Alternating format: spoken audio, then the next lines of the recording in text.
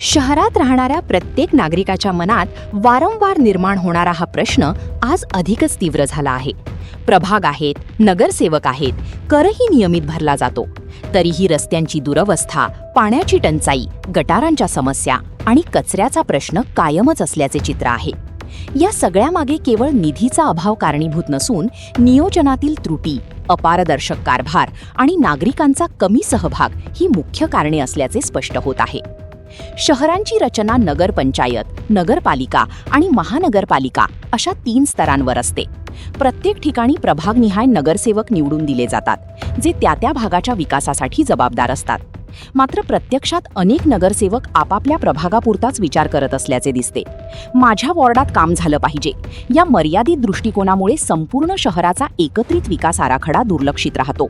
परिणामी विकासाची कामे तुकड्या तुकड्यांत होतात आणि शहराचा एकसंध विकास कधीच दिसून येत नाही. निधीच्या वापराबाबतही अनेक प्रश्न निर्माण होतात.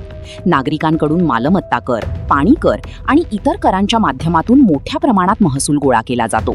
मात्र हा निधी नेमका कुठे आणि कसा खर्च होतो याची स्पष्ट माहिती सर्वसामान्यांना मिळत नाही. टेंडर प्रक्रियेत पारदर्शकतेचा अभाव, कंत्राटदारांची मक्तेदारी आणि कामांच्या दर्जाबाबत वारंवार तक्रारी येत असल्याने प्रशासनावरील विश्वास कमी होत आहे. प्रभाग समित्या अस्तित्वात असल्या तरी त्या बहुतांश वेळा निष्क्रिय असल्याचे दिसते. बैठका नियमित होत नाहीत किंवा झाल्या तरी त्या केवळ औपचारिक राहतात. नागरिकांच्या समस्या मांडण्यासाठी असलेले हे व्यासपीठ प्रभावीपणे वापरले जात नसल्याने लोकांच्या अडचणी तशाच राहतात. याशिवाय राजकीय गटबाजीमुळे अनेक चांगल्या योजना रखडतात आणि श्रेयवादाच्या राजकारणात शहराचा विकास मागे पडतो. प्रशासन आणि लोकप्रतिनिधी यांच्यातील समन्वयाचा अभावही मोठा अडथळा ठरतो. निर्णय घेतले जातात पण त्यांची प्रभावी अंमलबजावणी होत नाही. तक्रारी केल्यानंतरही कामे रखडलेलीच राहतात आणि नागरिकांना वारंवार पाठपुरावा करावा लागतो. यामध्ये नागरिकांची उदासीनताही तितकीच जबाबदार आहे. मतदान केल्यानंतर आपली जबाबदारी संपते असा समज असल्याने पुढील प्रक्रियेत सहभाग कमी राहतो. शहरात खरा आणि दीर्घकालीन विकास दिसण्यासाठी विकास आराखड्याची प्रभावी अंमलबजावणी, निधीचा पारदर्शक वापर, प्रभाग समित्यांचे सक्रिय कामकाज आणि नागरिकांचा वाढता सहभाग अत्यंत गरजेचा आहे.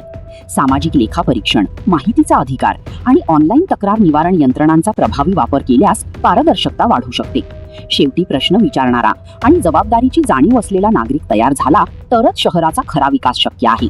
अन्यथा निवडणुका होऊनही परिस्थिती बदलणार नाही.